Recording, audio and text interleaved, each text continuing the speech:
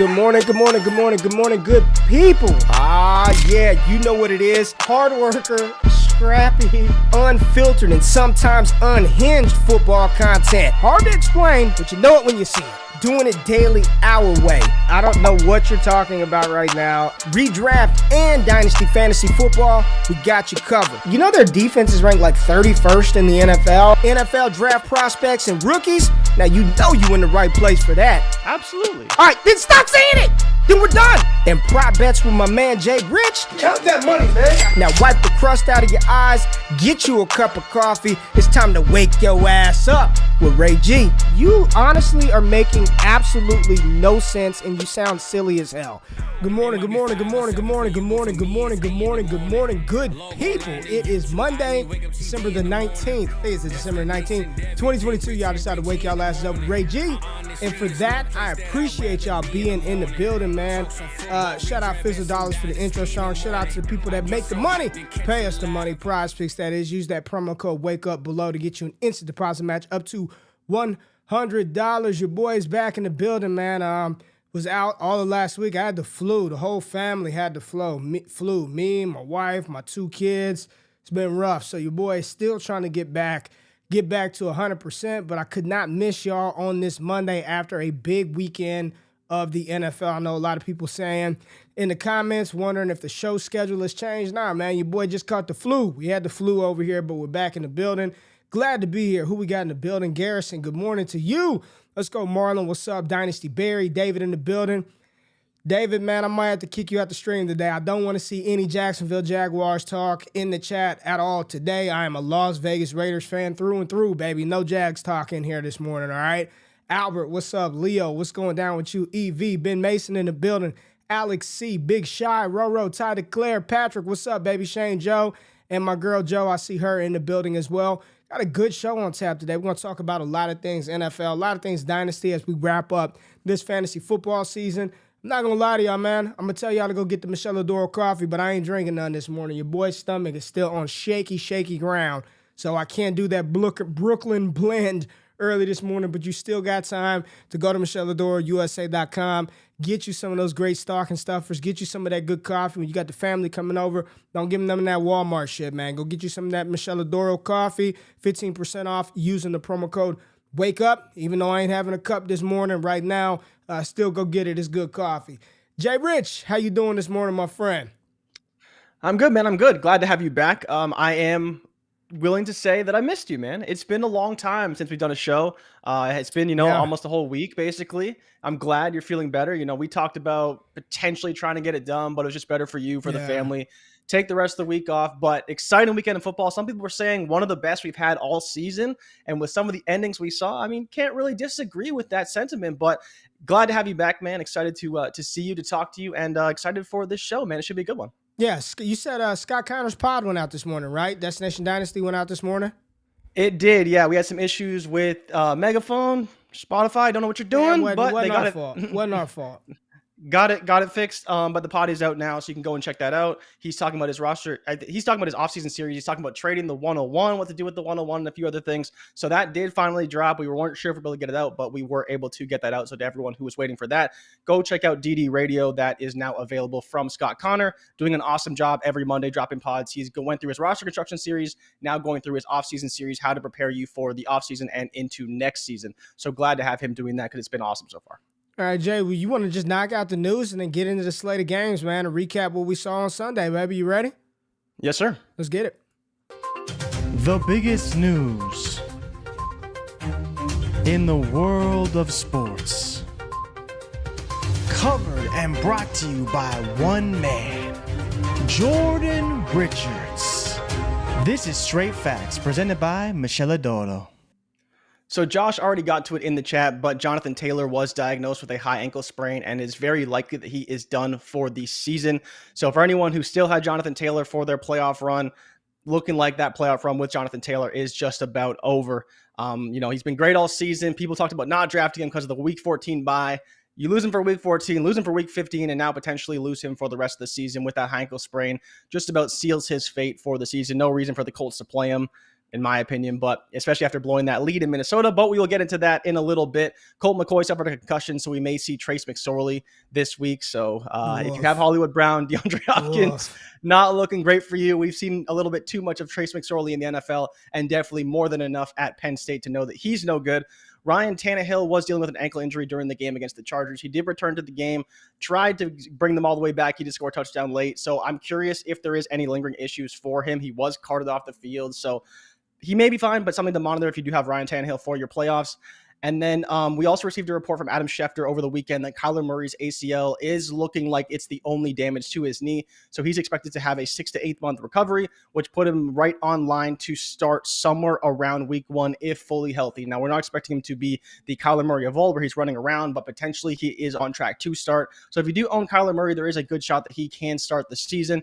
But again, we'll see. It's a long way to go and a big recovery for him. And Ray, I don't know if you watched the World Cup, but Argentina and Messi got it done. What do you mean? What do you mean? Did I watch the? I'm the biggest World Cup fan. I know there is.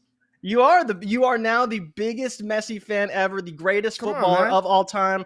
Finally got it done. Argentine fans have been clamoring for him to get it done. They've been hating on Messi for years because he couldn't win the big game. Well, guess what, Ray? He did it. So shout out to Messi, man. He finally got a monkey off his back, I guess. It was the only thing he really had left to win. He won the Ballon d'Or plenty of times. He didn't win the Golden Boot, though. They gave it to Mbappe. That was a little disrespectful. But Mbappe had a great World Cup run as well. But it's okay, yeah, man. Who couldn't have? I mean, everybody was. I was very nervous for the NFL after that World Cup final match because, I mean, penalty kicks. It was super dope. And I was like, how is the NFL going to live up to this? Because it like ran right up until kickoff, and then you transition from the World Cup, and then in my region, it was like World Cup to the Jaguars Cowboys. And I was like, Cowboys about to put foot in the Jaguars. And that did not happen, Jay. That did not happen. But yeah, good injury news. Not good injury news, but I mean, Jonathan Taylor hadn't done anything for us all season. So it just kind of the icing, the cherry on top of the shit cake, right? Unfortunate for Jonathan Taylor. Hopefully they figure something out. They definitely need a quarterback. And I actually want to start with that game, the Colts versus the Vikings, Jay. In my opinion, one of the most exciting games I've ever seen, or at least in a long time. Not going to say it was the best game I've seen of all time. It was actually not a great game if you're an Indianapolis Colts fan, but very exciting. And it starts us off with our quarterback baller of the week. Jay, who's our quarterback baller of the week? He did not score the most fantasy points, but we're going to talk about why he gets baller of the week. Who is it? It's Kirk Cousins. It's Captain so Kirk. For the people out there, I did not want this. This is a Ray G special. I actually lobbied for Trevor Lawrence, but Captain Kirk Cousins in the second half, I mean, he just balled the fuck out. So 34-54, 460, 4 touchdowns. Every play they needed to make, they somehow made it. The defense actually got it done in the second half. They stopped with all of the issues on special teams. I think he still did throw a pick in the second half, but Kirk did get it done. Listen, I don't know what to say about these Vikings, man. They're still fraudulent, right? They're still fraudulent, but they won the game. So when you're down 33-0, I mean, I think Kirk Cousins' first half, the dude had like 40-something passing yards after the first quarter. Negative fantasy points, I'm pretty sure. Was awful. And then you end up coming back 33 down, the largest comeback in NFL history. You drop 460. You have 4 touchdowns. One of the interceptions is because freaking Jalen Reagor stopped running across the field. Just stop running, quit on a route. Your QB baller of the week, Kirk Cousins, man. It looked like it was going to be an awful day. If you started Kirk Cousins in fantasy, your ass was puckered tight for majority of that first half. And in the second half, you were like, man, I mean, I'm just hoping he can get a couple of cheap touchdowns. And all of a sudden, he goes out there and wrecking ball Kirk Cousins. I mean, just slinging it all over the field. KJ Osborne went bananas, right? He had 150. Justin Jefferson had another 120 yards on 12 receptions. I mean, Dalvin Cook went off at the running back position, running the ball and that long reception for a touchdown, which really got them, right there to win the game. But you talk about an epic collapse from the Indianapolis Colts, Jay, and there are memes floating around with Matt Ryan and his, how do we say this, failures to close games out over the course of his career. I saw a meme of LeBron James with all of his accolades, and they were like, this would be Matt Ryan if the NFL game was 20 minutes shorter. Just MVPs, championships. I mean, how do you even explain what we saw happen? I mean, Jay, wild game. Wild game. Yeah. Yeah, it's insane, man. To see Matt Ryan now have the largest playoff collapse in NFL history and the largest regular season collapse in NFL history. It is not the type of records you want to be breaking in the NFL, but I think it speaks a little bit to the inexperience of Jeff Saturday to some degree. We see this with NFL coaches a lot. They just take their foot off the gas and they think there's no way they can come back, right? There's not enough time. There's no way. But and I talked to our buddy Brandon about this. I was like, man, at some point the Vikings are going to make a run, and the Colts are really doing nothing on offense. Like, you watch the game and you're like, yeah, they're making plays, but the Vikings also had 2 touchdowns called back on ridiculous calls by the refs, right? So you think about all these things working against this weekend, Jay. The refs were awful this weekend. Yeah, they were really bad. So I'm curious where this leaves the Vikings. Obviously, the Colts are terrible. We've seen them collapse before in games. Is it coaching? Is it Matt Ryan? It's a lot of things. They took their foot off the gas. They ran the ball like 40. I think it was almost 50 times they ran the ball. So again, they're trying to shorten the game. But there's no excuses, right? Like, they should have won this game, and they didn't. And credit to the Vikings, they got it done. They played great. Second half, KJ Osborne, obviously, like you mentioned, balled the fuck out. Like, you didn't expect that from him. He played great. Thielen didn't show up till late, but Jefferson got it done after taking a couple of big hits late in that game. Yeah, Jefferson was getting killed in that game and still got it done. And his historic pace, Jay, I just want to ask the question with Justin Jefferson. If you're in a dynasty startup, where's your cutoff threshold at the quarterback position before you dive into Justin Jefferson, right? So let's just assume the first 5 picks off of the board are Mahomes, in some order, right? Mahomes, Hurts, Allen, Burrow, Herbert. Those are your first 5 quarterbacks off of the board, probably. Where would where's your QB threshold? Would you take Fields ahead of Justin Jefferson? Would you take Dak? Would you take Trevor Lawrence? Would you take Tua? Where's your threshold for where you would select Justin Jefferson? He is just, dude. Unbelievable, man. He's unbelievable. He's unbelievable. Yeah. Unbelievable receiver. Watching him play football is truly, like, I don't think people are really appreciating the type of greatness that we're seeing from him his first 3 years of his career. I mean, it's prime Randy Moss. He's a different type of player than Randy Moss. I'm not saying he's the same, archetype of receiver, but you're watching Moss in his prime. Whenever OBJ was in his prime and doing his thing, like, this is what you're getting to watch weekly from this kid, and he's only 24 years old. I mean, where's the quarterback cutoff point before you're like, I'm taking Justin Jefferson? So I actually don't think it's changed much for me. The problem isn't so much where do I take Justin Jefferson? It's the issue of, well, what's coming back to me, right? And that's the fear with taking Jefferson so early. I think you can make the case to take him ahead of all the tier 2 quarterbacks. So if we're saying tier 1 is basically Patrick Mahomes and Josh Allen, I think you can make the case to take him right after those guys. But again, when you look at the dynasty landscape, what's going to come back to you at quarterback is going to be really bad, right? So it's not a situation you want to really play with. I think if you take him anywhere from 9 to 12, you're probably fine with what comes back at quarterback, but it depends on the draft. But I think he has to be the first non-quarterback off the board. Would I take him ahead of when are you Kyler? doing it? Where's the quarterback threshold before you're like, I think you got to take him at 9 or later. It's not so much about the quarterback. It's about the spot and what comes back to you in the draft. It is the quarterback, right? Because if you're not taking any running back ahead of him, so it's got to be the quarterback. So for you personally, let me just make it easy for you since I can't get a direct answer. Would you take Dak Prescott over Justin Jefferson? Probably. If Dak's a top 8, top 9 quarterback, then probably, yeah. Like I'm saying, Dak Prescott, Trevor Lawrence is iffy for me, right? He's probably right around that spot. Kyler Murray's probably right around that spot. I would take him over Trey Lance for sure. Justin Fields, I'd probably take him over Justin Fields just because I believe he's a more secure asset. Ahead of him though, like Lamar's still ahead of him. Yep. I'm trying to think. Yeah, Kyler's probably right around there now. No. Tua, fuck no, man. I'm not taking Tua over him. Yeah, I think, the quarterbacks you expect, the top 5s, the Herberts, the Allens, the Mahomes, all those guys, definitely taking them over Jefferson. I think when you start to get towards the back of the first, I think Dak's probably still a top 8 quarterback. I mean, you keep saying back of the first, but if we're in a Superflex startup, it's quarterbacks, man. That's why I'm asking you, where's your quarterback threshold? I'll answer the question. For me, I'm taking Lamar, Herbert, Allen, Mahomes, Hurts, Burrow, Fields, So that's like 7. So I'd probably be around like pick 8 if I'm sitting at the 108, just roughly off the top. I think I would take Jefferson over Trevor Lawrence in a startup, and then I'd just pray that somebody comes back. So you take Fields over Lawrence still? Yes. Okay.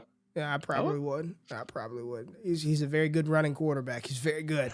He's very, very good. He's going to set the NFL rushing yard record, man. He's very close. You think he will?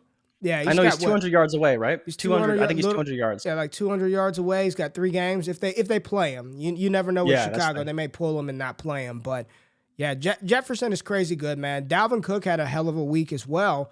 He had 95 yards on the through the air on the 4 receptions, that long touchdown. He had 95 on the ground. Started off a little shaky with Dalvin when he fumbled the ball, but he made up for it. So if you started Dalvin in fantasy, you got good return.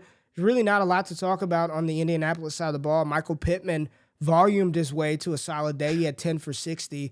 He's a very good wide receiver, but a very bad quarterback at the helm, man. So it looks like for the rest of the way, you've got a heavy dose of Zach Moss and Deion Jackson for you Colts fans, and nobody you really feel comfortable with starting at wide receiver outside of Michael Pittman Jr., and that's sort of the Colts in a nutshell. Jeff Saturday should not be the head coach of that team, and I doubt he will get that head coaching job. That was just a blunder and a catastrophic failure on every single level. There's no reason they should have lost that game. None whatsoever. Took their foot off the gas and shit the bed. Shit the bed, Jack. Let's talk about the Philly Bears game, and then I want to talk about the Kansas City Texans game. Everybody was ripping the Dallas Cowboys last week about, playing the overtime with the Houston Texans, and this same Houston Texans team just took everyone's favorite quarterback, Patrick Mahomes, to the brink. Did they go to OT in that game? That game ended up going to overtime? Yeah, took them to OT. Yeah. So Kansas City, too, had to struggle with Houston on back-to-back weeks. Let's talk about Jalen Hurts. I mean, he struggled throwing the ball early versus Chicago, but ended up getting it done. Had, 3 rushing touchdowns, crushed it on the ground as a runner. His passing yard total number wasn't bad, but he had the 2 interceptions. He had 315 yards, no touchdowns. When you talk about 61 yards on the ground, 3 touchdowns. A.J. Brown, over 180 receiving yards for A.J. Brown. I don't even know how he did it. Like, you're watching the game, and he never caught the ball whenever I'm watching it, right? And then all of a sudden you look up, and he's got damn near 200 receiving yards. Devontae Smith, 5 for 126. Smitty is now, I think he's like 99 yards away from a 1,000-yard season. I think it's something like that for Smith. He's very, 99 yards in 3 games to have the first pair of Eagle wide receivers over 1,000. Jay, is this the best wide receiver duo in the NFL? Devontae Smith and A.J. Brown. Are they the best wide receiver duo in the NFL? Talk to me, Jay. I'm going to say no. I'm going to say no. It's Chase and Higgins. I'm sorry, Ray. Okay. I think it's Chase and Higgins pretty easily. But to your point, Smith is 17th in receiving yards, 18th in receptions with 71, 23rd in touchdowns with 5. So you can definitely make the case. I think they're both very, very talented. I think it's interesting, right? Because I don't view them as being as versatile as the Bengals are with those 2 wide receivers, but I think you could definitely make the case that they are. It's just, you look at A.J. Brown, 16 targets, 180 yards, but Smitty's still getting it done in his own right. And I think, you look at kind of those 2 players, how they play together and how Higgins and Chase play together. I just think that they're slightly better with Chase and Higgins, but it's definitely, you can make the case. Smitty doesn't get the respect he probably deserves, but, with a few more years under his belt, he will probably be up there and they will be more recognized as a legitimate wide receiver duo. But I also think that if Justin Jefferson gets like anybody better than Adam Thielen, it's probably the best wide receiver duo. Yeah. Jackson, get him Jackson Smith and Jigba, baby. Yeah, Jefferson, just about anybody is the best wide receiver duo in the NFL because what he does for his receivers is just ridiculous. He frees them up more than anybody in the league. But I definitely think you can make the case. And to your point about Hurts, he struggled early, but then, he's hitting deep bombs to Smitty, and then he's hitting deep bombs to A.J. Brown, and you're just like, whoa, like, where did this come from? Because he played so bad to start, but then on the other side, Justin Fields also, like, he came pretty close. They played well. They didn't quite keep it close towards the end, but for a lot of that game, it was a very close affair between the 2 teams, but the Eagles, they just did what they do, man. They just pounded it up the middle. They converted on 4th downs, and they played really, really well down the stretch. Listen, man, when your leading receivers, Byron Pringle and, David Montgomery, the whole point is they need some weapons, man. I need Chicago to make sure that they invest a high draft pick into a wide receiver. Get him somebody. And I don't know if the free agent wide receiver market is worth a damn this year, Jay, but Pretty I sure know it's that bad. you can't. I think that Scott talked about that on his pod. Yeah, It's really not bad this year. So there's, again, more reason to put a premium on the draft because the wide receiver market this offseason isn't looking very good. Who do you want to see there, just off the top? Would you rather see, let's just go the big three. It's JSN, it's Jordan Addison, it's Quentin Johnston. What receiver would you personally like to see in Chicago with Fields? I think probably Addison. I think Addison is the most complete receiver. I think from day one, I expect him to be the best depending on system. But you could look at QJ and say his dominance and his size, but I don't know if I want him to be the one right away. I think I trust Addison a little bit more. And then JSN, right, can he overcome his size to some degree and being more of a slot archetype, or is he going to play outside and can he work that in the NFL? Is small there. I love JSN, but concern. I think Addison's the most pro ready and ready to step into any team. Yeah. Do you have the MVP odds up for Hurts and Mahomes? Yes. What is that? Hurts is minus 150. He's still the favorite. He's still the favorite to win NFL. I thought Allen would make a push, but he didn't. Nah, move man. at all. I don't think so. Allen was incredible, man. I mean, 300 yards, 4 touchdowns, that run that he had versus Miami. Allen is incredible, but he lost too many games. He in the moment, I think. You look at Philly, they're 13-1, and I don't know if they're going to lose again. Maybe the Dallas game, maybe, and maybe that's a byproduct of them not playing. You know, they've got the division wrapped up. They've got the number 1 seed wrapped up. They don't strike me as a team that are going to rest players. They want to stay fresh, keep the machine running. But yeah, I don't think Allen has enough steam in the tank to catch. I'm not looking at it, Jay, but Joe Burrow's got to be up there as well for NFL MVP. I'd say he's third without looking. Yeah, so him and Allen are tied at 10-1, right? They're the only ones who really have a shot. To your point, yeah, Hurts is minus 150, obviously first in the NFL, leading the NFC. But Josh Allen is also leading the AFC, right? So there is that factor as well. He's ahead of Mahomes in terms of record. And yeah, the Buffalo's first in the Buffalo's first in the AFC, right? No, Mahomes is still second at plus 165. But I think, you say Allen has no chance, and I think that down the stretch, voters may side with Allen over Mahomes potentially, but to your point, Hurts is still the clear front runner. Yeah, I think it's – I mean, you look at who do they have. Let's look at – I just want to see their schedule real quick, Jay. I'm looking at Philly. So they've got here we go. That's the where's Philly's schedule? They have Dallas, so they're playing in Dallas on Christmas Eve on Saturday. So that'll be – wow, it's not even the night game. Wow. Saints and then Giants. So I could see them resting players against the Giants. Yeah. So so the thing with this though, right, that's interesting is that they're going to have the bye, right? So there's really no incentive to rest guys, potentially, depending on who it is. And then as well, there is the factor of, well, do we even want the Giants to make the playoffs? Because that game could be for the Giants to make the playoffs potentially, but they should be locked in, right? After their win last night, I think their playoff probability is like at 70% right now. Yeah. Dallas clinched. I think it's like 70% that the Giants are in the playoffs right now. So they'll be playing for seed probably. Yeah, it'll be. I think the Giants will be jockeying for that final wild card seed, 7 or 6. If they lose, if they do in fact lose to that game, they'd be right there. But I think the Giants are damn near in the playoffs based on how the NFC has shaken out lately. Nothing from Miles Sanders. Miles Sanders is on a tirade again. He already said he doesn't give a shit about your slips or your fantasy teams. He's already told you that once. Y'all need to leave Miles Sanders alone. Stop tweeting Miles Sanders. He does not care about your fantasy football teams nor your betting slips. He let us know that again. Thank you, Miles Sanders. On the other side of the ball, we talked a little bit about Fields, the help that he needs to get. He had a crazy touchdown run that was called back, just stepped out of bounds. Yeah. I think he's going to be all right, Jay. They just got to get him some weapons, get him some offensive line help. They did lose Tevin Jenkins, one of their young tackles in that game. Scary moment, had to be carted off of the field. But Philly ultimately got it done. And then we were talking about Patrick Mahomes in his MVP odds. The Chiefs, man, struggled mightily versus the Houston Texans, Jay. Everyone shit on Dallas. I mean, this Houston team, they're not very good, but somehow they always cover the spread. You never bet against Houston, especially the spread. What was it, a 14-point spread in this one? Yeah, 14-point spread. Not only does Houston cover spreads, but KC doesn't cover spreads, right? Especially on the road. But it's crazy because you look at the score, right? Overtime in this game, the Chiefs had to get a walk-off touchdown for Jerick McKinnon. Patrick Mahomes' line rate, would you believe he only had 5 incompletions, 36 for 41, 336, 2 touchdowns, no picks. QBR of 92.3. Yeah. And this dude was vying in overtime to beat the Houston Texans. Just insane to think that a performance that good from Patrick Mahomes still required overtime is crazy. But I mean, Patrick did get it done. Jerick McKinnon had a great game.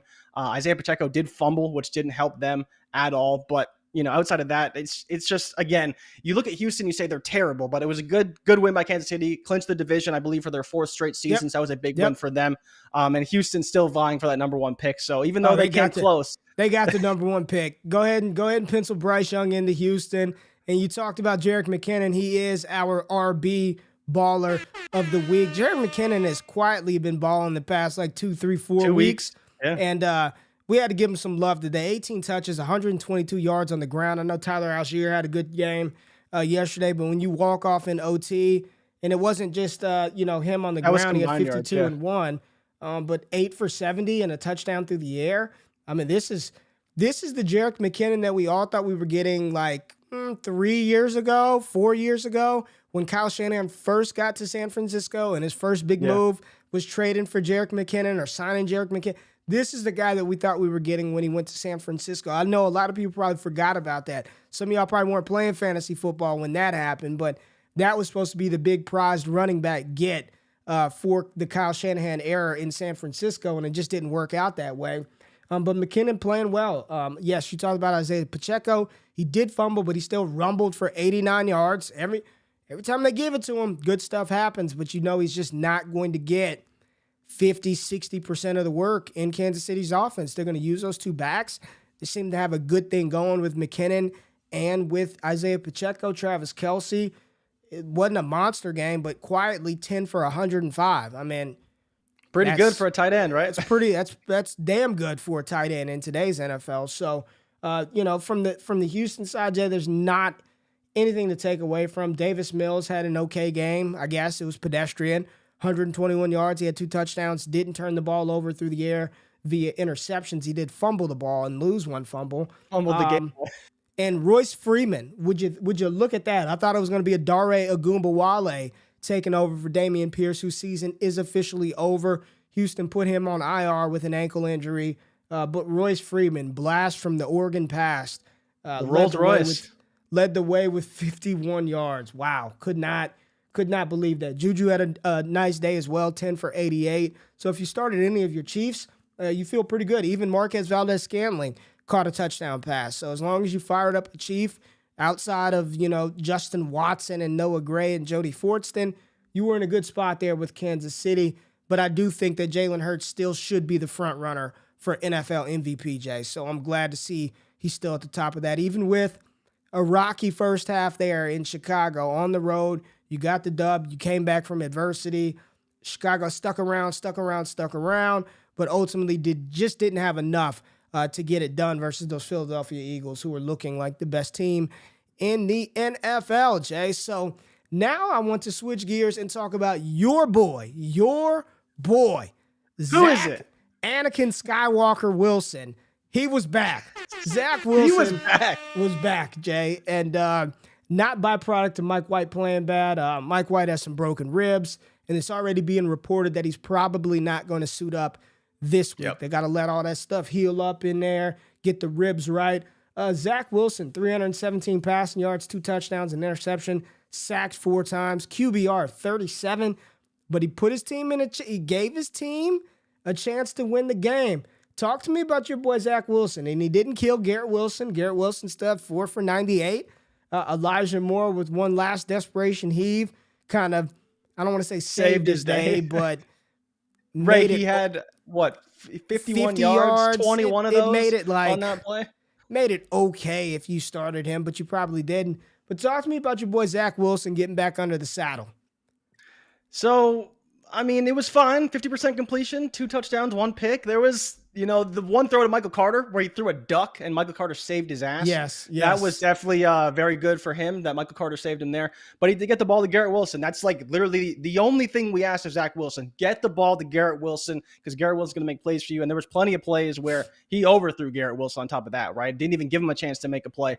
So, Garrett Wilson, 9 targets, Elijah Moore, 7 targets. That is encouraging. These are the guys we want to get the ball in the offense. Clearly, he's able to do that. We were on the phone when he hit that backside post corner to CJ Uzama, throwing the pro day throw across his body. That was awesome. The pro day. He got to do it in a real game. He did it, and it worked. It worked. Look, don't you know it worked, man? Wouldn't you know it worked?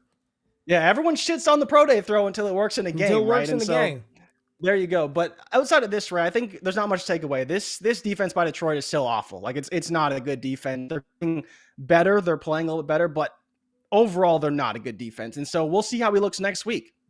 It's a week by week thing with Zach Wilson. He's not back. The value isn't back, but he's given us some hope. Let's see if he can do it for subsequent weeks. They do play on Thursday, so we'll see what happens with them. I'm expecting more, though. I think we need to see him have a legitimate good game. It doesn't need to be 300 yards, but try and be efficient. Get the ball to your pass catchers, not so many errant throws. The sacks, I think, will always kind of be there for him. He's a little erratic in the pocket, but he played fine. They needed, obviously, a bit more of a running game. They were down quite a bit in this game. He almost brought them back, but ultimately Jared Goff and the Lions did get it done. I don't know. Is there anything you want to add to that? I thought he was fine. I thought he made some big plays, especially late. There are, if they can't develop him, it's a shame because I don't know if he's like some good leader of men, but he made some throws where the ball placement, you're like, holy hell, man! Like you see the arm on this kid. There's just there's no consistency, right? Like this is up to the coaching staff. Can they pull it out of him, right? Can they coach him up to get the best out of his skill set? Because there was one to Garrett Wilson on that drive where I think the drive before where I'm like, that is a special type of throw right there, right? Yeah.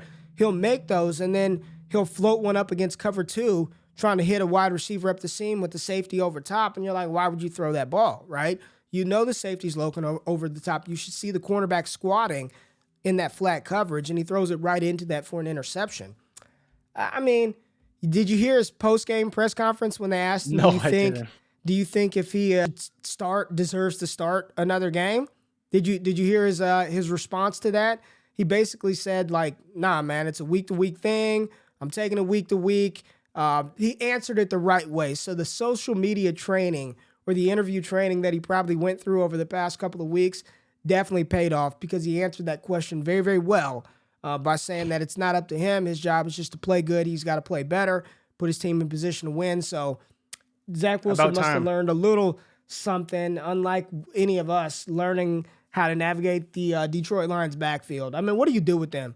Fantasy-wise, I mean, there were people who were asking me, Jay, and I told folks I would not start DeAndre Swift. I was like, I'm not doing it this week. I had a couple of our Heisman tier members over there in the Patreon, patreon.com/allgas, ask me, should I start DeAndre Swift or Michael Pittman? I was like, I wouldn't start Swift this week. Like, if you started him, you got a grand total of, what did he give you, 50 yards on the ground, 5 for 23. So I guess it was an okay 13 day. Points. Not bad. It was okay, but Jamal Williams, 13 carries. When did they start giving Justin Jackson the ball? Like, why is that a thing? Why is he taking 6 carries away from Swift or Jamal? Like, it makes no sense to me what they're doing in the backfield in Detroit, man. It's hard to explain, right? You kind of hit the nail on the head. Last week, we talked about how no running back on that offense had more than a 40% snap share. And I don't know if that was the case this week. It was probably, somewhere around the same. Like you mentioned, Justin Jackson kind of just factoring into this offense randomly. Jamal Williams, 2.5 a carry. Justin Jackson, 2.7 a carry. Obviously, DeAndre Swift, 6.5 a carry. So he was showing some of that explosion that we've seen from Swift in the past. Obviously, caught some passes out of the backfield. But again, I'm assuming they're protecting Swift to some degree, and maybe Jamal's a little bit banged up. But yeah, the usage is definitely questionable. Jamal has had a lot of carries this season. It's probably one of his highest carry counts in his whole career. Right, so 217 for 839. He's 7th in the NFL in carries, which I did not expect to say coming on this show. But again, he's probably wearing down to some degree. He's probably hurting. They use him at the goal line. They need to get more out of Swift, but they know if they give him too much, he's going to get hurt again, right? They've seen that this season. They've seen that in seasons past. So it makes sense, right? And they're obviously winning games, so it's hard to kind of criticize them too much. But I think they could do a better job maximizing this running game. We've seen how good this offensive line is, especially with some of the holes that we've seen DeAndre Swift get, Jamal Williams get. If you put the right guy in the right situation, they should be having much more success on the ground. So I'm hoping they can continue to maximize that, but we'll see going forward. They're obviously playing much better, and so hopefully they can kind of close out the season well. Coming into next year, what does it mean? I don't know, man. We've talked about how potentially they may draft a running back, and that is concerning for Swift owners, but I think it makes sense. They need a guy that can kind of explode through some of these holes, and it hasn't really been Swift so far this season. So can they bring in a guy who can do that, who's not Jamal Williams? And we'll see, but I think it could be a good solution for them because they have a great offensive line, and to complement a pretty good passing game from them, could be a great running game that they could get in the draft. Yeah, did you see the report? I don't know if it was the Detroit Free Press or somebody saying that they do not view Jared Goff as just some bridge quarterback, and there's potential rumor for an extension for Jared Goff, which would sort of nuke the NFL drafts community's fantasy about Detroit drafting one of the quarterbacks with one of their top 10 picks, or at least one top 10 pick that they're probably going to get from the trade with Matthew Stafford. Jared Goff could be like a sneaky little buy low dynasty quarterback, man. A QB that you buy, and he's just a starter in the NFL for another 3 years, right? No one ever really wants him. The value's never going to really catch up to who Jared Goff is, but just a player that you'll be able to plug and play as a QB2 on your dynasty rosters for the foreseeable future. So I think after the season, Jay, there'll definitely be an opportunity where people think Detroit's going to take a Will Levis, that's going to take a CJ Stroud, and they're probably chilling saying, shit, we're waiting on Jalen Carter, Will Anderson, Brian Brzee, Miles Murphy, one of these edge rushers from Clemson. We're not even going to play around one of the quarterbacks. We got our guy in Jared Goff. Again, Amon-Ra St. Brown, just a consistent option in that passing attack. And I think there's still people out there, Jay, that think that J-Mo will end up being the one in that offense. And I think there's going to be a small window at some point to go acquire some Amon-Ra St. Brown. Now, the Falcons game was not on the show sheet, Jay, but I just have to ask you, give me your thoughts on Desmond Ridder. What did you see from the young Cincinnati rookie? And we talk about giving rookies, we talk about being patient with rookie quarterbacks. We say it takes them some time.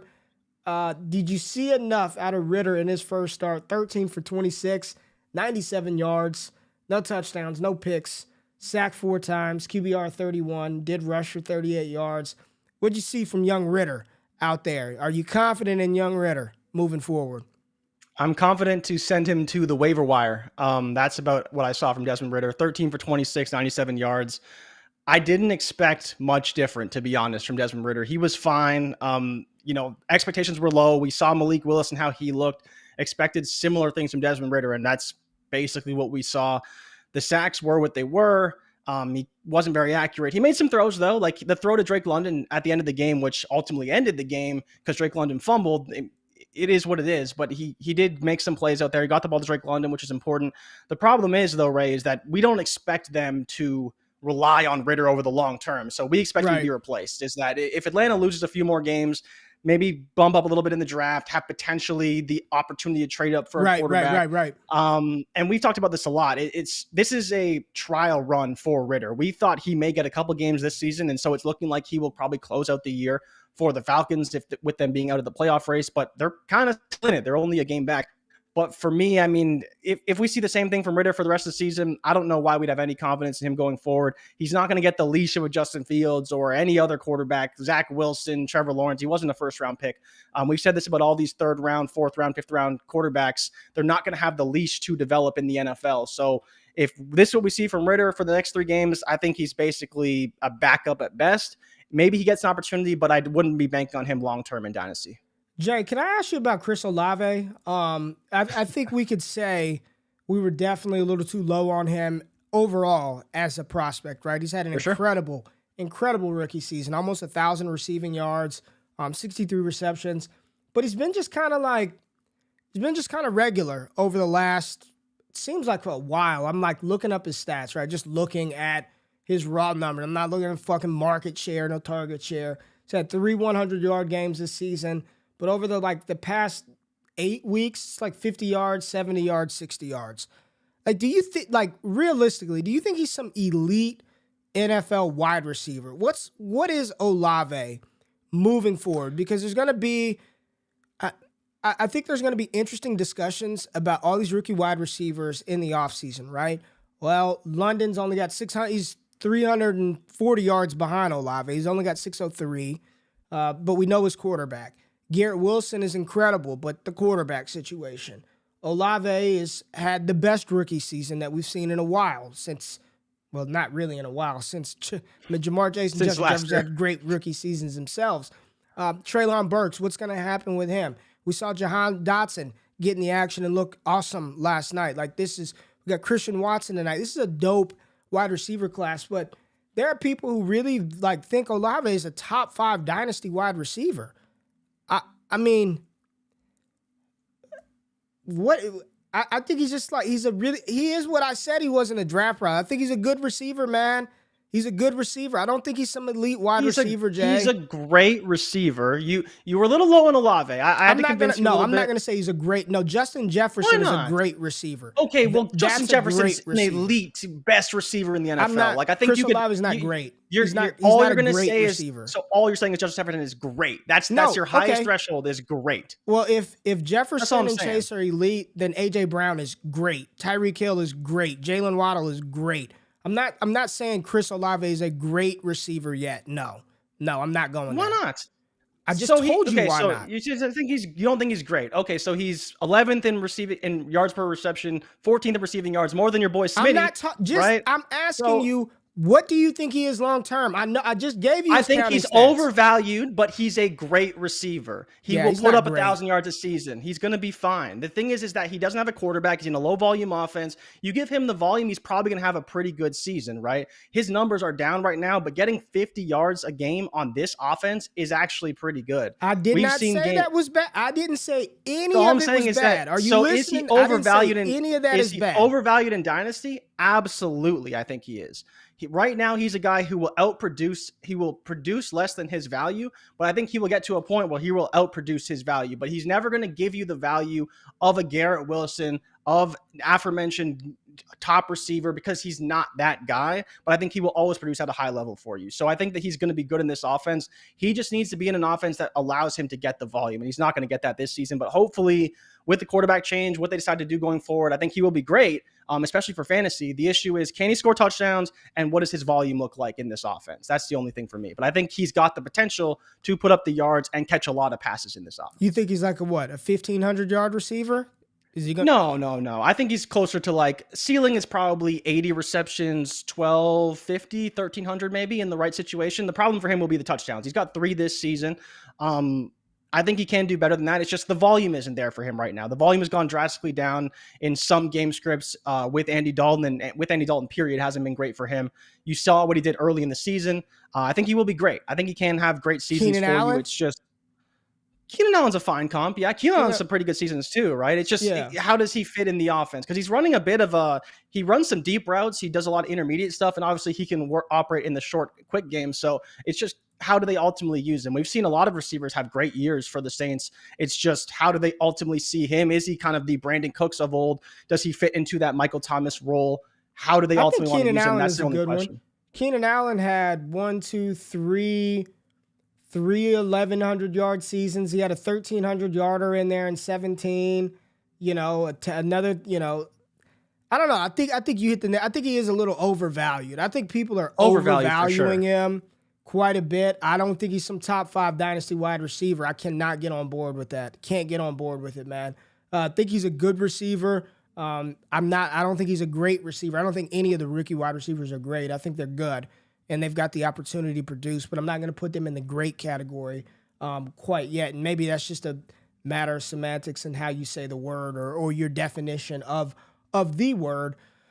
But unfortunately, Jay, we got to talk about my Dallas Cowboys, man. I don't know. What are we talking about? They lost the game. Can we talk about Trevor Lawrence? Where is Trevor Lawrence in terms of dynasty quarterbacks now? Because I left him for dead in the offseason. He's very good. I said he sucked. I doubled down. I'm very wrong on Trevor Lawrence. 6-8 right now. Another 300-yard game, 4 touchdowns, 1 pick. Zay Jones, baller of the week this week at wide receiver with 3 touchdowns. Let's get Zay Jones on that. Let's get Zay Jones up. We got to give Zay some love. Zay Jones, yes, wide receiver baller of the week. 6 for 109, great, 3 touchdowns, man. Smashing. Yeah. And even what's crazy is I didn't even realize ETN had 100 on the ground too. Like I thought it was just a lot of Trevor Lawrence most of the game. I was in and out, right, watching the red zone, obviously until the very end when Noah Brown made the play of the day for the Dallas Cowboys. But the thing with Trevor Lawrence, right, and why I have such a hard time valuing him is because I don't know the trajectory of the Jaguars yet. So, like, would you put him in tier 2? You don't know. Wait a minute. You don't know the trajectory of the Jaguars, and they're sitting right there vying for a wild card playoff spot. They've just traded for Calvin Ridley. What do you mean you don't know the trajectory? The trajectory is up. So, well, they're going up. I mean, do I need to say they're going up? If you don't know the trajectory, I'm giving you the trajectory. Would you take him over Kyler Murray? Yes. I think that's the conversation for me. Would you take him over Kyler Murray? Okay. Would you take him over Justin Fields? You already said no. No. So then you're looking at Dak Prescott. Would you take him over Dak Prescott? Yes. So, okay. So then you have Lamar. So you have Justin Herbert, Patrick Mahomes, Josh Allen, Joe Burrow. I think Keep Trade Cut has it right, Jay. They have it Mahomes, Allen, Hurts, Herbert, Burrow, Jackson, Fields, Lawrence, Tua, Murray, Dak. Man, Dak is slipping. Your boy. I mean, shit. He's throwing picks left and right, man. He's 30 years old and he's throwing picks left. He's still real good, but yeah, I'm taking T-Law over all those guys, man. Outside of Fields, Lamar, Burrow, Herbert, Allen, and Mahomes. Like, he's easily a top. What are they? Keep Trade Cut has him as QB8. Yeah, easily. Yeah.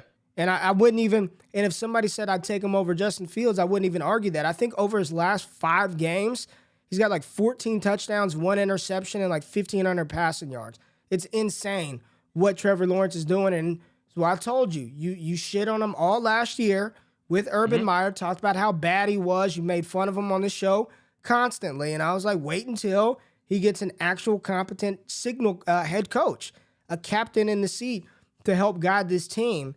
And they're right there, and they control kind of their own destiny in a very poor AFC South. I'm telling you right now, when the odds open up for the winner of potentially like a dark horse winner of the AFC South, put your money on Jacksonville. They should win this division next year. Tennessee is not very good, man.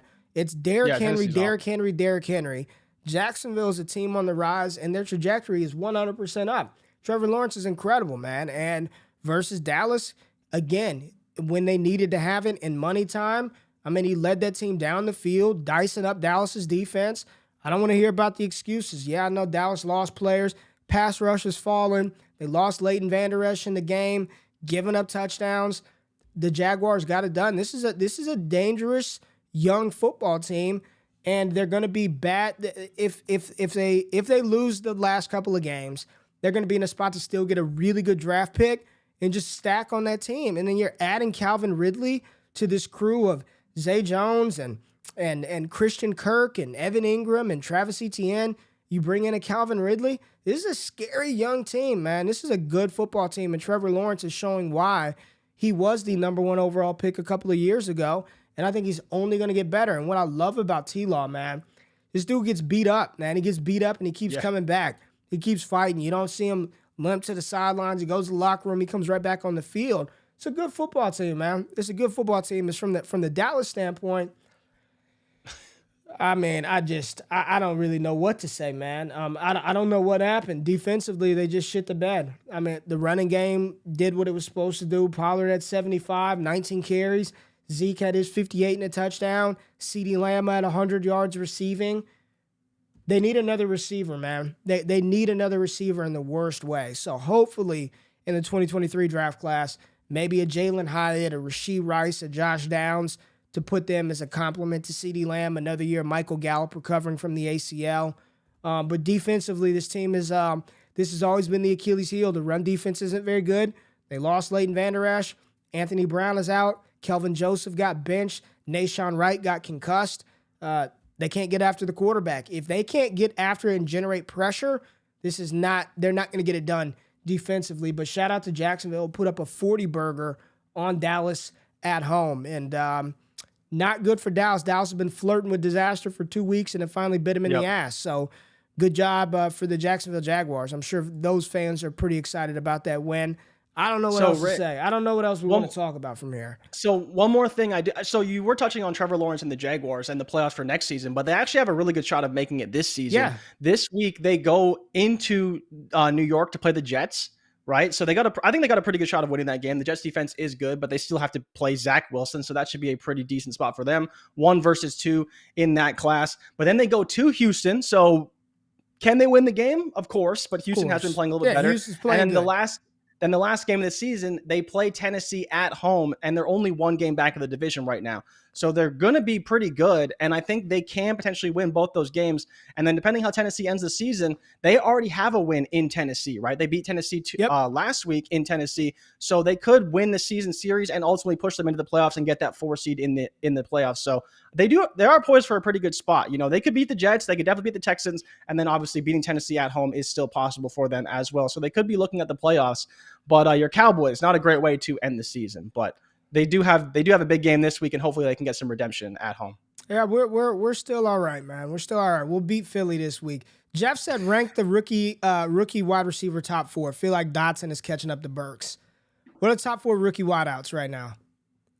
In terms of this season or in terms of value? Because it's tough for me. Let's say your personal feeling. This season's over. This season's done. Yeah. Going into next year, what are the top 4 rookie wide receivers? What are the top 4 receivers from this 2022 class?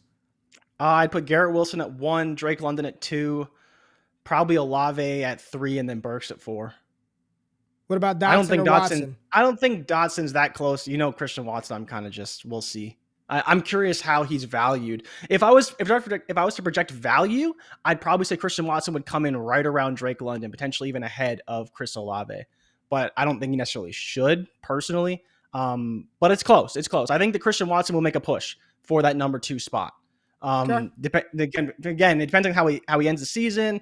How does he look? Because he may end the season with like 8 to 10 touchdowns if everything keeps breaking right for him. And at that point, people will be like, oh my God, Christian Watson, all he does is score touchdowns, right? Kind of like Chase Claypool a few years ago. But I think he can make a push for that 2-3 spot. I think Dotson deserves to be in there. He's shown how competent he is. It's just he hasn't been healthy the whole year. But even last night, made a lot of big plays for that offense. Yeah, big plays. With a better quarterback, he could be even better. But next to McLaurin, he is playing really, really well. So I do like Dotson a lot. I think he's a little bit disrespected. He's a guy that you can probably buy low at a reasonable price. What that price is, I'm not sure. He was disrespected in the process. He's kind of still a little bit on the low. I'm curious how they view Watson, how they view him, because I think that's kind of the 2 guys. But how would you rank those guys? I think it's going to be close when the season's all said and done. I don't know. I want to talk about the Washington Giants game. So Daniel Jones and the Giants beat the Commanders 20-12.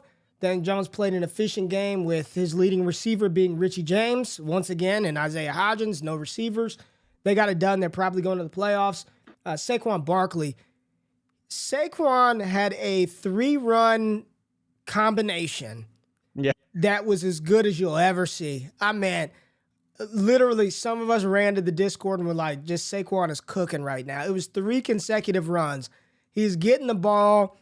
He's spinning first of all, he's huge. I don't think people realize how big Saquon Barkley is. I mean, he's not Derrick Henry, but he's 6 foot, 230. Derrick Henry's 6'3", like 250, right? The way that Saquon can move, and the game is better when Saquon's being Saquon. I'll just say that. He had a 3-run stretch that it was just jaw-dropping type athleticism and ability. But I want to talk about the other running back. We shit on Brian Robinson all year, keep calling him the plotter. Jay, is he for real? Is Brian Robinson just going to be, and not for real in the sense that he's some top 5 dynasty running back, but a cat that you can draft and just be like, I got a rock solid RB2 that I know is just legit. Like is Brian Robinson for real? I think it depends on where he's valued, man. I think if you get him around RB 30, like slightly below that RB2 threshold, you're probably looking good. But I think he's going to be higher than that. He's one of the few running backs that gets. Yeah, like I think the problem is that he's young, right? So he's got that aspect to him too. Like, would you take a Brian Robinson or an Aaron Jones? I think that's a question people may have in the offseason because you get the youth, you get the security. He's probably on the team for a long time versus the production of an Aaron Jones. That's what makes it tough for me. I like B-Rob, but I don't know where he's going to be valued, and I think it's difficult for me to say he's not going to be valued as a top 24 running back. And at that point, it's like, am I buying a little high? 26 right now. So how much higher do you think he can go? Like when you're looking at that value? I don't know how much higher he can go, but I don't even think that's the question. I'm not talking about his stop talking about value. I'm talking about the player. I don't care about his value. He's fine. He's going to get carries. Player. We know that. What's there to say about him? He gets carries. He led the way. It's not he just gets carries. I'm asking this skill set. Has he improved? I'm trying to stretch you. You're just like, we've already gotten to the point where we know he's going to get carries. How does he look? Is he progressing to you? Does he look like a? You probably just don't watch. Let me look at the chat. Yeah, Rose says yes. Stop the B-Rob hate. Patrick I'm not hating said on him. Looking better. He's the guy I think he's always been. He's been a fine running back, and this week he looked a little bit better than he has in weeks past. Some weeks he looks great. Some weeks he's just running into nothing. Yeah, it just depends on the week. I don't know if he's getting much better, but he's been fine, right? He's been a running back that you can start every week, and some weeks he'll get 6 points, and some weeks he'll get you 15 points. It just depends on the week. Do you disagree? Do you think he's better? Do you think he's worse? I think he's kind of who he's been. Disagreeing with you, but you're not. I'm trying to get you to talk more ball than where his ADP slot is, and it's just like ramming into a brick wall. You're not executing the assignment in which I need from you on this one, Jay. I just want to talk about the player that we've all talked about, him just being a guy that just gets carries, but he looks a little better than just a guy that just gets carries, is what I'm saying. Yeah, I think he's fine. Like I said, I think he's a fine running back that's going to – the thing for me, and even when you saw this at Alabama, sometimes he looks awesome, and he kind of needs a little bit more than just a hole at times, but he did make some great plays last night that showed that maybe he is a bit more than just a plotter. And maybe we have to give him a little bit more credit for that. But we'll see, man. I still think he just is what I thought he would be. And to be fair to him, he is doing more than I expected him to do as a rookie in his first season. He's earned those carries, absolutely. And I think he's looked better than Gibson at times running the ball. It just depends on how Gibson's playing. But I think that what? No, go ahead. I think that Ron Rivera picking B-Rob makes sense today. Early on, we weren't so sure, but now I think it does make a lot of sense why he did decide to go with B-Rob over Antonio Gibson as the primary rusher. Patrick said he's getting into Montgomery territory. Rose said top 20 next year. Did B-Rob do enough this year for Washington not to spend meaningful draft pick? Yes. He came back from getting shot in his knee and ass, and he's got almost 700 rushing yards on the season. Yeah. I think he's done enough. And him and Gibson actually make a really good tandem. I like those two together. Tom Brady. Man, Tampa Bay. I mean, they're up 16-17 nothing and end up losing 34-23. Brady, 2 picks, 2 fumbles lost. I mean, what do you say about Tampa Bay, man? They're terrible. Like, there's nothing else to say about them. I mean, Mike Evans had a good game for once. We've been waiting for that for a little bit. Godwin was fine. But, Cincinnati didn't even run the ball. All they did was throw it, and they just kicked the crap out of And they didn't even throw for a lot. Joe Burrow had 200 yards. 200 yards. The story of the Bengals, for people who aren't paying attention to the Bengals that much, is they shut teams down in the second half. They play pretty well at times defensively in the first half, and then the second half they come down, they shut guys out. If you look at their game log every game, I believe they have multiple games where they have shutouts in the third quarter, and they shut out Tampa Bay in the third quarter and then only allowed 6 points at the very end of the game. So basically shut them out all of the second half because that last touchdown was basically inconsequential. Yeah, that won the gauge. Yeah, it's been the story of the Bengals. And so if you're someone who's looking at the Bengals in the first half, they are drastically different. The second half adjustments they make week after week have been phenomenal, and it's been this calling card of the Bengals this season. They continue to do that throughout the playoffs. I think they can make a run again. And that's the biggest thing for me is that you look at this team and how they're constructed, how they're winning games. It always happens in the second half. The adjustments they make have been phenomenal all year long, and I think that will only continue throughout the rest of the year and into the playoffs.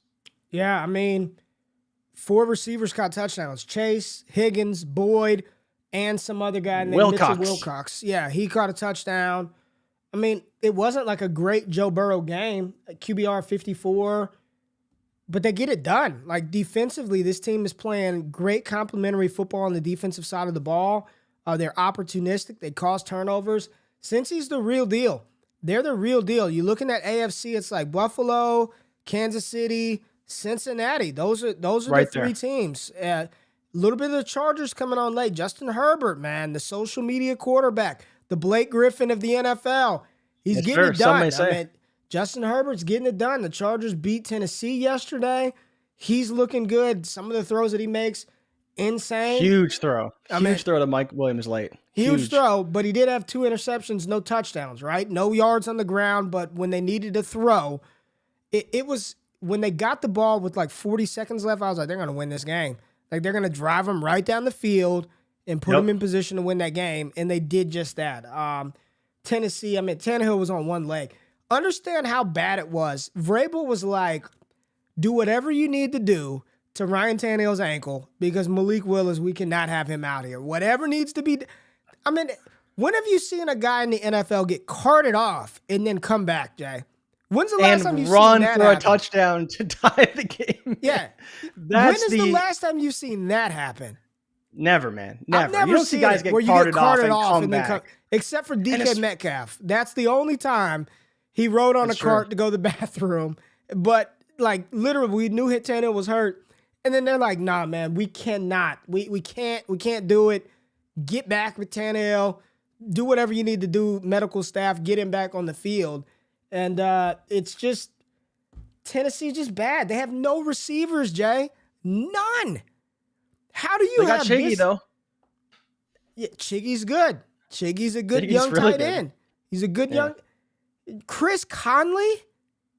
Chris, what is this? 2015? Robert Woods? Woods had a bad game this game. Racey McMath. I mean, this receiving Russell core, Westbrook? And the thing is, this is still better than what Daniel Jones has in New York. I mean, this is, I still would take Nick Westbrook, Akine, and Chiggy, and Derrick Henry was their leading receiver, Jay. When's the last time that's happened? This is, Tennessee is, we talk about Minnesota being a fraudulent team in the NFC. This is the fraudulent team right here, is the Tennessee Titans. They are frauds and leading the AFC South.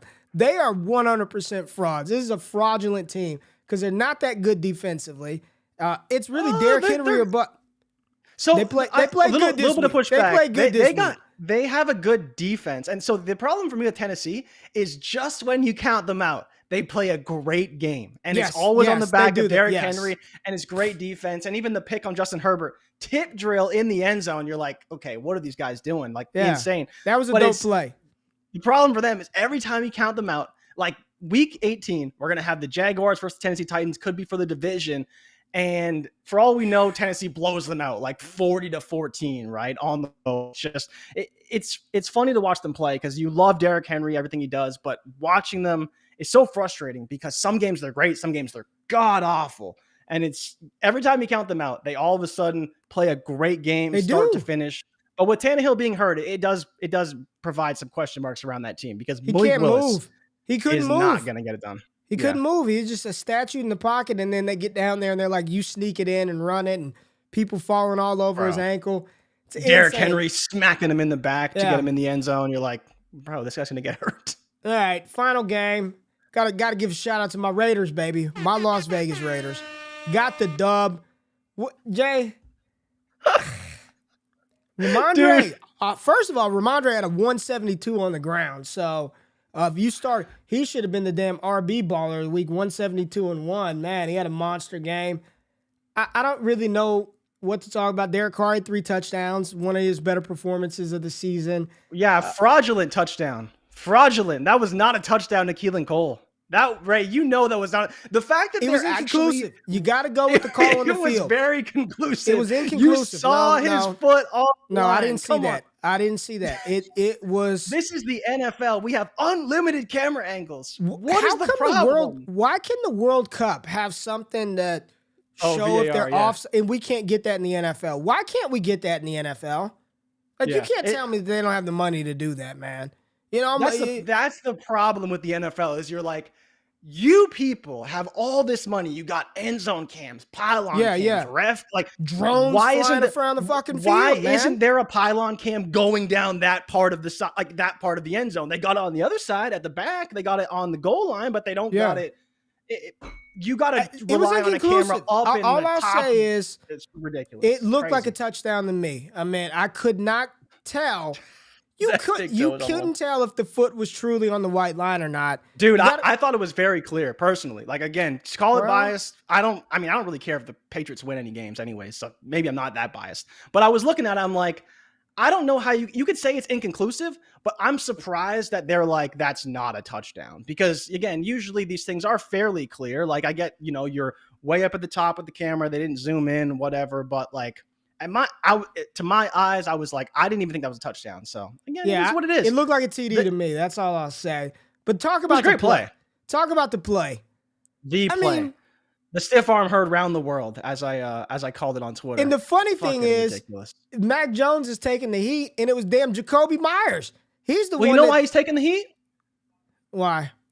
Because Bailey Zappi would have made that play. Bailey Zappi would have tackled Chandler Jones. He would have tackled. He would have tripped him. He would have done like the problem for me, right? Is like you think about the NFL, and obviously it's a random moment, but you could have easily taken a penalty and tripped him, and would have been fine, right? Man, I think that shit happens so fast, man, that people are just like, "What just happened?" Like, but Jacoby, because here's the crazy part of that play is Chandler Jones got cut at the beginning of the play trying to tackle. He's on the ground at the beginning of the play. Chandler Jones is on the ground, then all of a sudden, Myers throws it. It was like 25 yards back, like he to launched nobody. It backwards, like just right to Chandler Jones. Walk-off touchdown. They were going to OT. Mac Jones played horrible. I mean, I'm looking at QBR he was awful. 12, Jay. 12. Man, we're in 13 for 31, 112 yards. QBR, in your opinion, is he their quarterback long-term? Long-term is bold. I would say he's their quarterback next season. Did you see the shade at the end? The long embrace of Mac Jones and Josh McDaniels with Bill Belichick standing right there. Did you at the end of the game? So at the end of the game, game's over. Yeah, McDaniels comes out there to the middle, grabs Mac Jones, and is talking to him like in his ear. And Belichick is just standing right there waiting to like shake his hand. And McDaniels is like extended convo with Mac Jones right there in front of the shade knows no end, man. It is wild what's happening in New England. And then did you hear Bill Belichick after the game as to why they couldn't throw a Hail Mary? Did you see the quote? No. You didn't see the quote from Belichick? Reporter asked him, why didn't you just try a Hail Mary? And he said, couldn't throw it that far. There's so much shade. Fucking hell, man. There's so much shade going on in New England right now, man. It's wild. No, Arizona and Denver fans, we did not talk about that game. We're not going to talk about that game. I don't know what to say. We're not talking about that game. There's nothing to take away from Arizona and Denver. My only question to you is, why didn't Russ play? If he was cleared from concussion protocol, why didn't he play? Was there ever a report to that? No, I didn't see why he didn't play. I'm sure they're just protecting himself. Like maybe they're not going anywhere. I think whether they play Russ or not. So, I mean, protect him a little bit, maybe play him next week. I kind of needed him in the league, but whatever, it is what it is. I don't know if you want to talk about tonight's game because your boy, Baker Mayfield, trying to get a big dub in Green Bay. Should be a cold one in Green Bay tonight. My boy, Baker Mayfield? Okay. We may talk about Baker Mayfield a little bit later on our Mojo show, but I want to know if you think he can get a win. Not play well. He may not play well, but can he get a win in Green Bay tonight? Because he got a win last week. He played good enough down the stretch, especially late. No. You don't think so? No. Nope. You don't think the team can rally around Baker Mayfield? Nope. He just brings all that swagger. No, I don't think so, man. I don't think so. Tonight, I think Green Bay gets it done. Versus the Rams, I'd love to see a big Baker game. I need 24 points from Skoranek and Tutu Atwell. So got it last week. We'll see. We'll see, man. We'll see. All right. Well, that's the show today. Recapping week 15 of the NFL. We're almost over, Jay. It's almost over. Almost over. We will be here Wednesday and Friday. Feeling much better, so we'll be in the building Wednesday and Friday. We're going to do a rookie ADP. We're getting into the 2023 class. It's time to dive into that. We've got to do that. And then we'll see about when we'll do the trade show. I don't know if we're doing that Wednesday or Friday. I don't know when I just do what Jay says we do, but we're going to be here Wednesday and Friday. So appreciate everybody tapping in. Make sure you go to the Destination Devy radio feed and check out the podcast over there. Destination Dynasty, Scott Connors Show is out and live. Link to the free newsletter is in the description. If you want more access to us, patreon.com/allgas. Get you into our Discord community, access to the analytical databases and my rankings and all that other good stuff, other tools and cool shit that we have over there. Jay, anything you want to say to people before we get out of here, man? We got some more shows to record. We got a lot of stuff to do on Mondays. Nothing, but I will say that George Kittle was the ball of the week. Someone was asking George who the tight end Kittle, ball of the my week bad. was. Yeah, we didn't even talk yeah. about George Kittle because they played on Thursday, but he was the ball of the week Yeah. for us this week. Shout out George Kittle, 4 for 93 and 2.